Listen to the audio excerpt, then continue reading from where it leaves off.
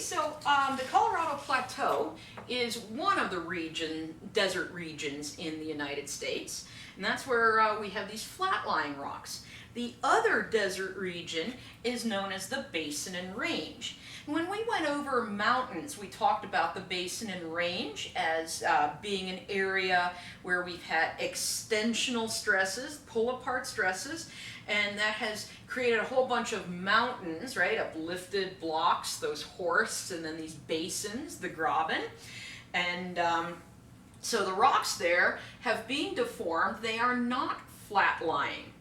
And this area covers Nevada, part of California, part of Arizona, part of Utah. So this desert area covers a lot of places. And the landforms we see in the Basin and Range are going to be typical of deserts with deformed rock layers.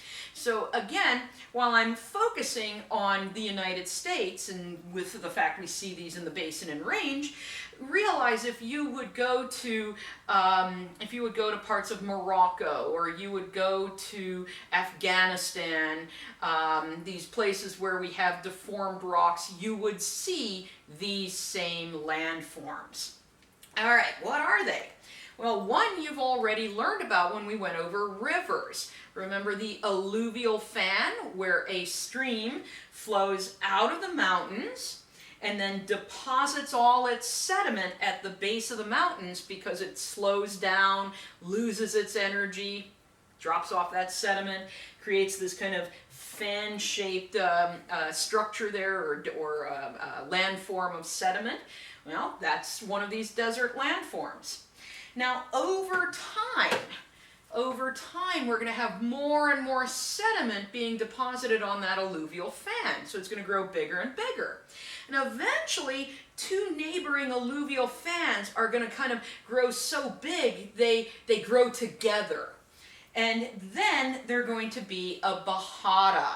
And that's coalesced alluvial fans. It's alluvial fans that have grown so much that you can no longer tell really where one ends and the other begins. And we see that here. Again, this is in Death Valley. There's one alluvial fan that comes out of the mountains here, right? There's a stream that comes out there. There's another stream that comes out right there. And if we would walk across all of this sediment, we can't really see where the sediments from this stream end and this stream begin, because those alluvial fans have grown together into a bahada. All right, a playa. Well, a playa is an ephemeral lake bed. And so in the spring, when the snow melts, or if we have a rainy season, you know, we get some of these ephemeral lakes that are going to be in the center of these basins in the Basin and Range area, and we call that a playa.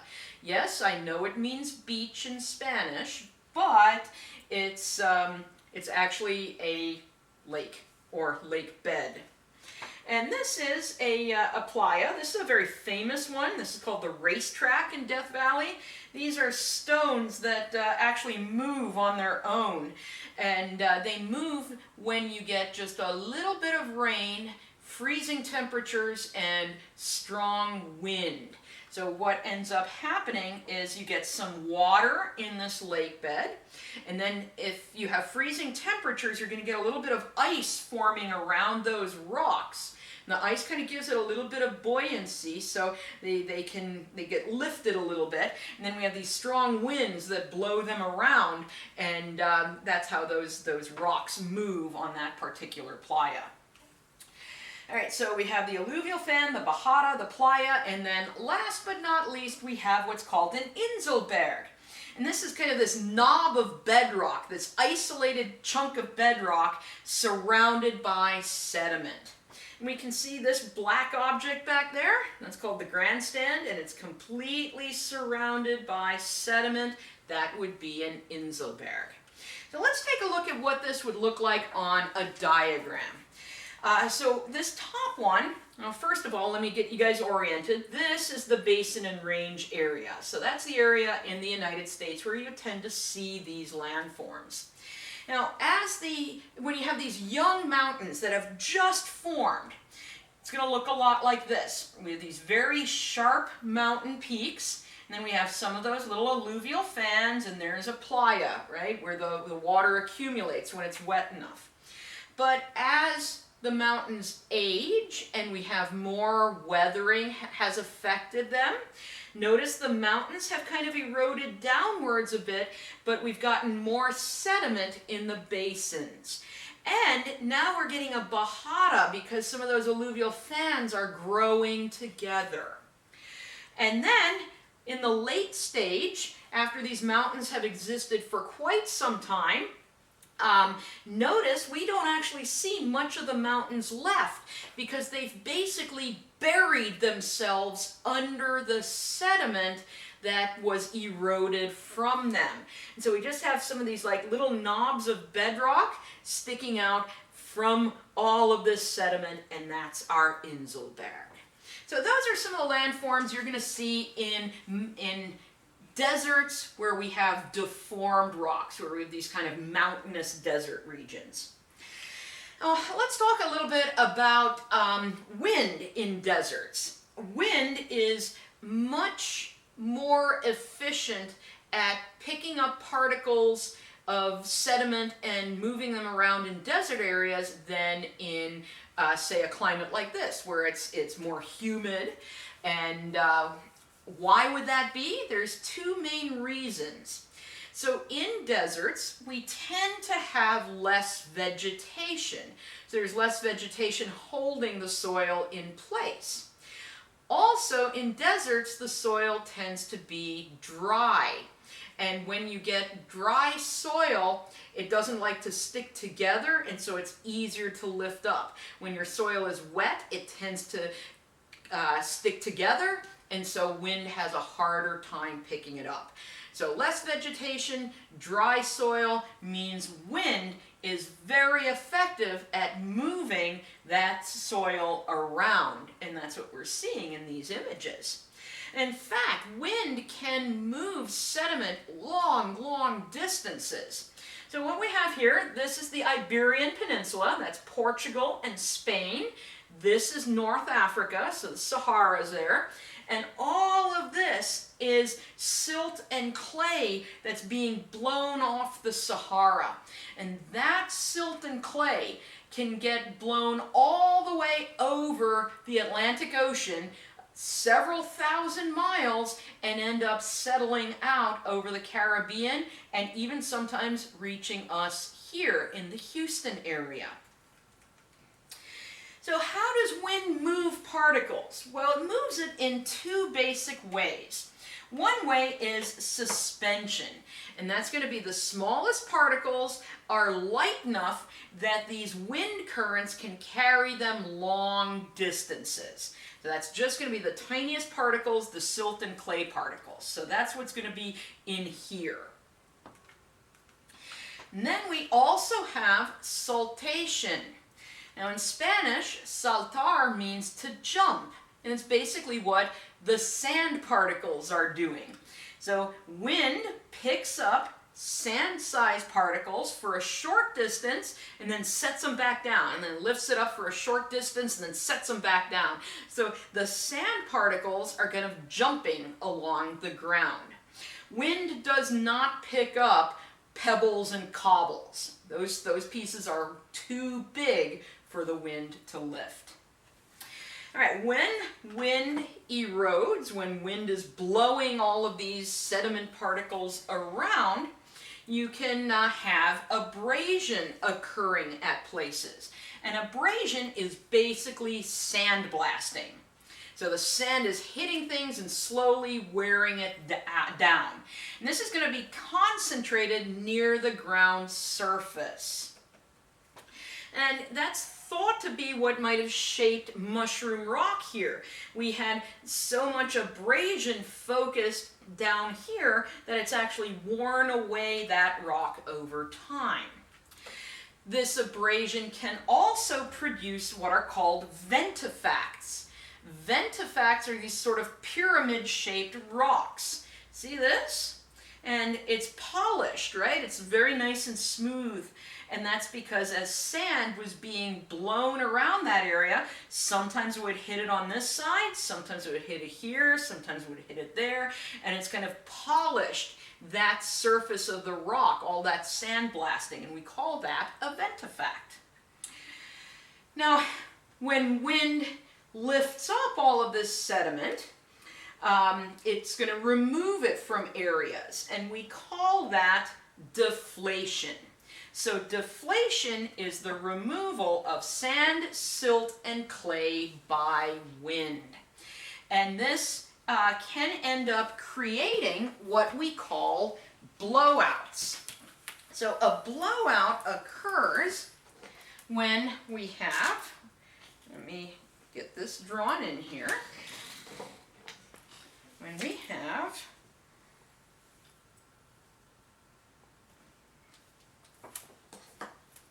okay, so what we have is Earth's surface right here and the water table right there. And my wind is blowing here, so it's going to be removing some of that sediment. So what's going to then happen is removing that sediment creates this depression in the ground surface there. That's my blowout, this lower area. And it can only go down to the water table. And that's because once we reach the water table, that water holds the sediment particles together and the wind can't blow them away anymore. So that's our blowout. And that's what we're seeing right here, right? There's our water table, there's the dry sediment. Now notice in this one we have some plants growing there. And the roots of that plant are actually going to shield and hold together the sediment there. So in this case, we get a blowout that has a pillar in the center of it. We can see that in real life right here at White Sands National Monument. Well, it's actually a national park now. That just happened earlier this year.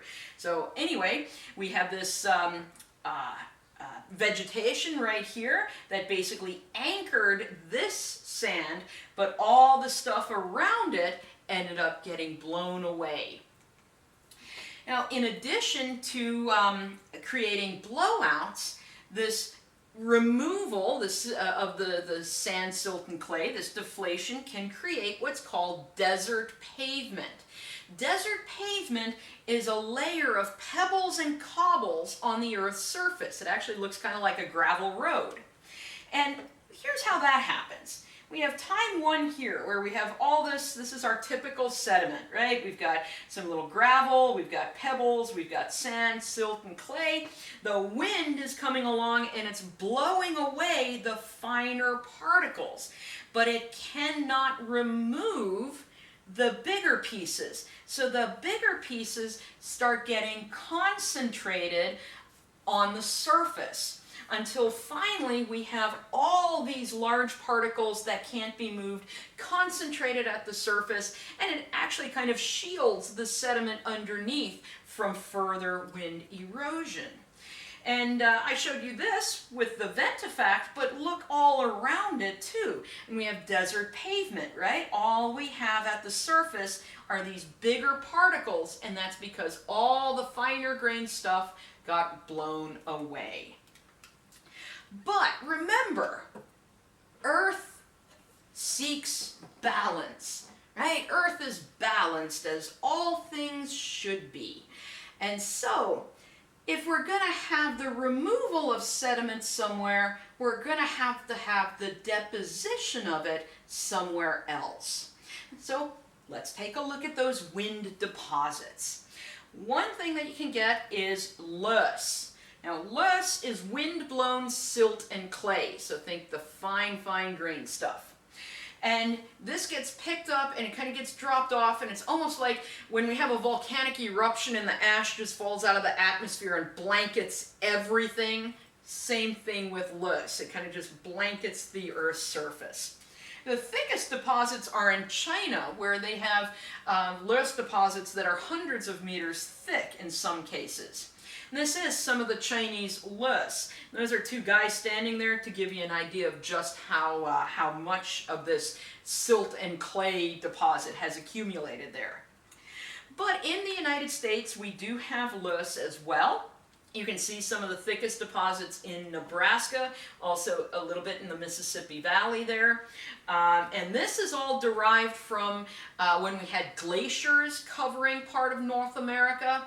Glaciers grind up the rock underneath them and created a lot of this loess that then was blown around as those glaciers were melting. Well, then we also have sand. And sand will get deposited and form dunes. And so let's take a look at a sand dune. If we saw a cross section, a side of a sand dune, a sand dune is going to have a gently sloping side to it and a steeper sloping side. The wind is blowing in that direction. So what we're seeing is sand is getting blown up this side. It reaches the crest of the dune, which is the highest part of the dune, and then it slides down this side, which is called the slip face, right? Slip face. I can't write like that. My arms aren't long enough. Okay, so this is the slip face. And so more sand gets blown up there and slides down there, and more and slides down. So if you remember from sedimentary rocks when we went over crossbeds, that's how the crossbeds are formed in these sand dunes. So these sand dunes are moving. They're not a stationary thing. And here we're in white sands again, and you see this sand that has moved there? That's part of the slip face, sliding downwards. And to drive home the fact that dunes move, see that tree right there? It did not grow covered half in sand, but this sand has moved and buried part of it. So, depending on your desert, depending on the circumstances of the desert, how much vegetation is there, how much sand is there to blow around, you can get different types of sand dunes. One type you might get is called a Barken dune. A Barken dune has a crescent shape to it. The tips of the crescent point downwind. They point to where the wind is going. See, there's the wind's going this way, the tips point downwind. And these tend to form where there's limited sand, so we don't have a whole lot of sand, but we also don't have a whole lot of vegetation. And so the sand gets blown up here, slides down there, and that's our Barken sand dunes. And this is a real Barken sand dune where you can see kids are sledding down this slip face. And the tips are pointing towards us, so you can think that's the wind direction would normally be coming towards us. Now don't confuse your Barken dunes with parabolic dunes. Parabolic dunes are also crescent shaped. And so here we have our crescent shape, but the tips point upwind. And there's our wind direction again. Take a look at that. So the wind's blowing this way. The tips point where the wind is coming from. And very often these are going to form where there's some vegetation present. And usually the vegetation anchors the tips of the dune, and we very often have a blowout. So what really happened, the wind picked up the sand from here, it didn't carry it real far, it just deposited it there. Another type of sand dune we can have is called a transverse sand dune. These are long ridges of sand. And they're going to be perpendicular to the prevailing wind direction. Right, again, the wind is blowing this way. You can see the arrow right there. And so the sand comes up this side, slips down that side. And these are going to form where you have lots and lots of wind, that's a steady wind, and lots of sand to blow around. And that's what we're seeing right here. So our wind direction in this illustration is going to be going that way, because notice this is the gently sloping side of the dune, that's the steeper sloping side. So it gets blown up this way, down that way, then up this dune, down that one. And so those are some transverse dunes. Now don't mistake your transverse dunes with longitudinal dunes, because longitudinal ones are also long sand ridges, except these are parallel to the prevailing wind direction. But there's a little bit more to it. The overall prevailing wind direction is this arrow here, right? So it's going this way. But you actually have a little bit of variability in these winds. So sometimes they're coming a little from this direction, sometimes a little from that direction, and that ends up elongating that sand ridge. So there's a little bit of variability. Maybe it's a daily thing. In the morning the wind comes from here, in the afternoon there. Maybe it's seasonal. But because there's a little bit of that variability, it elongates into our longitudinal dunes. This is a nice longitudinal dune right there. We're looking down that sand dune. My favorite type of sand dunes are what are called star dunes. And star dunes have a very complex, irregular shape. This is a classic example of a star dune. Give you an idea, that's a truck park down there, so these things can be quite big as well. They don't have to be that big, but they can. And these, well, just think about it. What kind of wind would form these? There is no prevailing wind direction. Sometimes it's this direction, sometimes it's that direction. So it just constantly is kind of swirling around and creating these irregular, unique star dune shapes. So on the test, you're going to be given something like this, where you have to identify your different kinds of sand dunes and be able to say, that's a Barken dune, right? Pay attention to the wind direction. Or here we have a slightly variable winds, that's longitudinal. This is transverse. That is parabolic. We didn't talk about this one, so don't worry about that. And there's your star dunes. So make sure you can identify your dunes. Now the last thing I wanted to point out is I said dunes move, right? But they can also become stabilized if the climate becomes wetter and vegetation gets established. And that's what we're seeing here. This is in Frankfurt, Germany. These were sand dunes. There's one sand dune, there's another, because there was a major drought here back in like the 1870s, I think it was. But then the drought ended, and these pines and other vegetation got established, and it holds the sand dunes in place. In Nebraska, there's an area called the Sand Hills. Those are also stabilized sand dunes.